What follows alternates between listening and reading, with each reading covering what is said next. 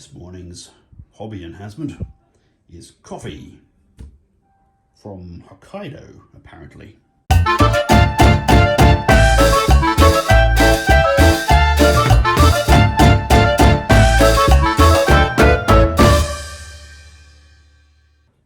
These buildings are not in scale.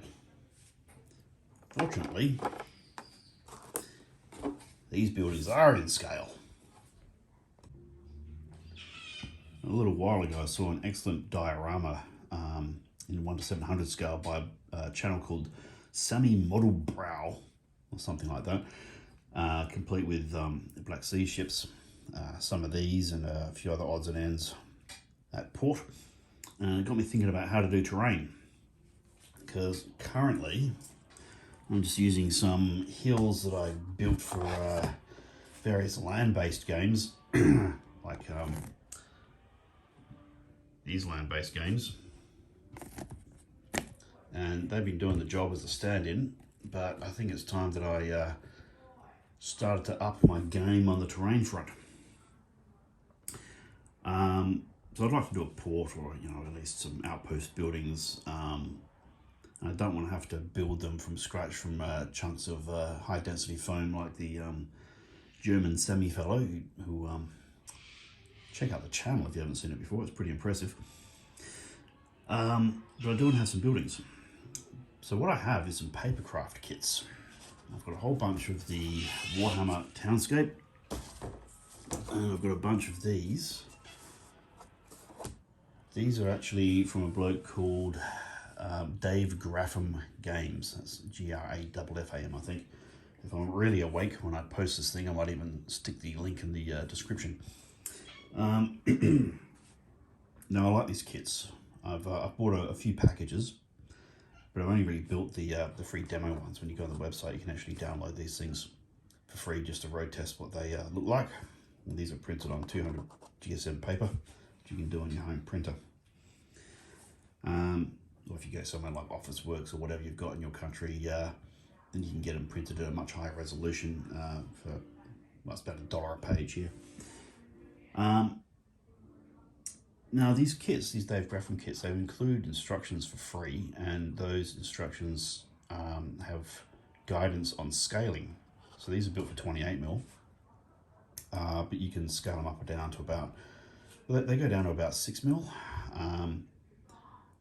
but the 6mm is a lot more than 1:700. It's probably about 1:300, I think, is 6mm.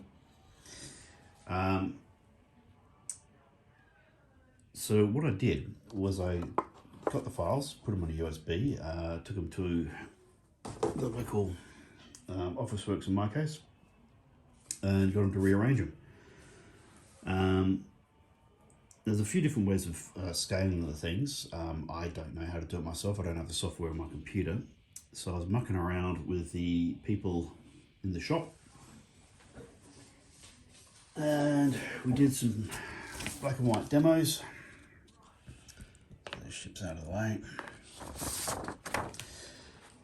Tried a couple of different sizes, and we ended up going with 5 by, what is it, 3, 4, 5, 6, 7, 8, 5 by 8. We tried 4 by 7. Basically, each of these is a 1 A4 page. So that's an A4 page, that's an A4 page, that's an A4 page.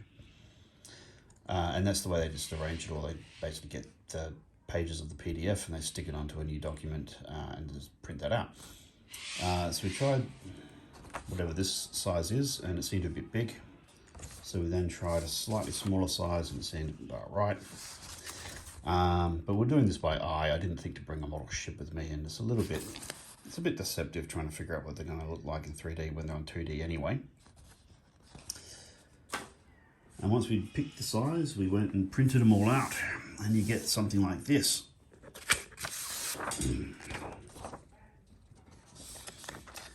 These are printed on 100 GSM, which is probably about right for this scale.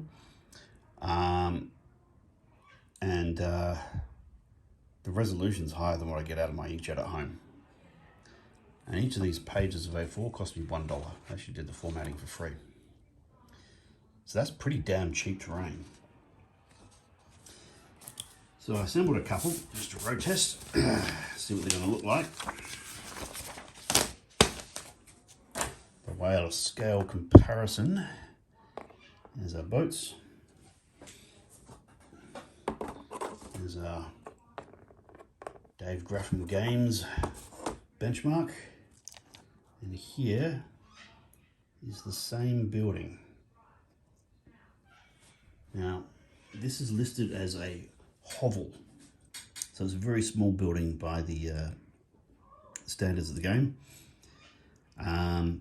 Probably looks like more than a hovel when you compare it to a brig. So just for something more interesting, not sure if that's a tavern or what, but that there is a more respectable building. 2 floors plus a loft, etc.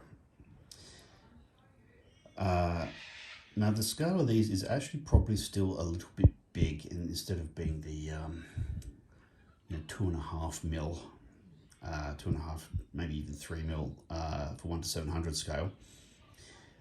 These are probably more in the realm of about 4 or 5 mil. I think if you look at our teeny weeny little doorway there, I should probably get out a steel ruler and measure. Where's the door? It's not even the door. There's the door. The door. God, it's so small I can't even tell. There's the door. Look at that. Let's zoom this in. There we go. That has a door. That door looks like about, I don't know, 4 mil to me. So they are a little bit big. But on the flip side, they look better this way. Sometimes when you shrink the terrain down, you end up with something that's so naff that's not even worth bothering with. Whereas at this scale, they keep the detail on the roofing. Those nice moldy terracotta bricks. You keep the detail on the wood planking and all the grime, all the finer details on the doors, even the little lanterns. And it's just about big enough that I could fit the chimney. Now, I think that's significant because if you look at some of these kits, there's a few bits of minor detail in there, all of which need to be modelled up.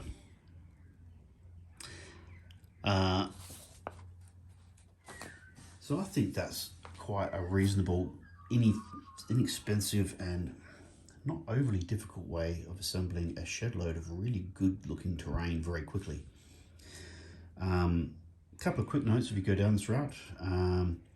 So yeah, 5 by 8 A4 pages per A4 page. That's the shrinkage rate to get to this size. You could always try doing 6 by 10 or something and muck around with it, see if that's even going to be viable to work with.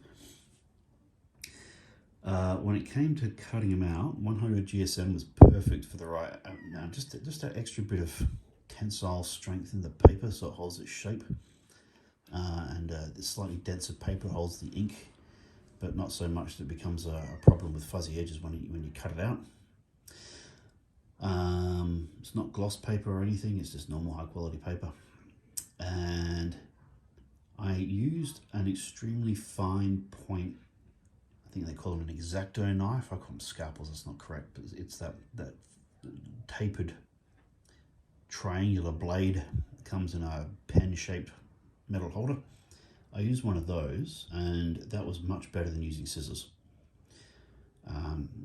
Scissors to cut out a block of the things, but you just got a bit silly trying to be precise. You've actually got to get right in there, and it's small enough I didn't even use a ruler, I just did it by eye. Then I got it does show a little bit of white edging. That might not bother you. It didn't bother me very much, just you can see even on the edge of the paper here, get that little white edge. But I did go around these with a Sharpie just to turn that white edge into black, so you don't have a white seam along the rooftop. How much you got to do that? I don't know. Again, I'd probably be a little bit more precise if I was doing this whole thing up. These are test pieces, so I'm a bit rough and ready with them. But yeah, I've gone and probably used the thicker Sharpie actually. I need to get in there with a tiny one if you want to do that, but you don't actually have to. And if you're really mad, you can get out your 000 paintbrush and get in there with the correct colors instead of a black. You will want to use some fine tip tweezers. I actually did score very, very lightly along the fold lines. You really want to be very, very gentle with that, because 100 GSM paper will cut really easily under a sharp blade, and you don't want to sever it. But yeah, the tabs on the buildings, as they are printed, they're okay, but yeah, I tend to cut my tabs a bit wider anyway. But yeah, fine tip tweezers, that's the trick. You can use the knife to help with the folding, but fine tip tweezers will move it really well, and the odd toothpick can help as well. Just to get those folds straight and to press them down flat. One other point though, I'm putting them together. I used super glue. I normally use paper glue for these big boys, but I use super glue for the little ones. And I used a toothpick. I squirted a bit of super glue into I think I use a teaspoon, use whatever, and then use a toothpick to apply the super glue onto the paper. And you don't need a lot of it, just little spots here and there. Not unlike how you put together the rigging with a bit of super glue to hold the cotton thread in place. So if you can rig, then you can build these buildings a lot easier. That is my attempt at terrain. One of these decades, when I actually get time to clear all the shed ton of hobby projects I've got, I'll do up some new islands and use a bunch of these buildings to put the towns together. And it might be a long time before that video comes out, I suspect. In the meantime, I thought I'd get onto this just to show you folks a cheap way of producing a bunch of buildings.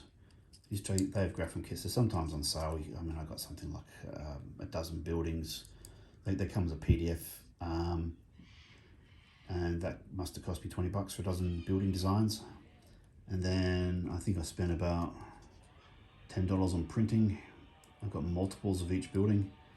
So I've probably got, I don't know, a few dozen buildings for a grand total of 30 bucks. They take half an hour to put together, maybe, thereabouts. Right, that's enough of my hobby advice on cheap terrain. Thanks for watching. Feel free to hit like, subscribe, etc. Time to call it a day.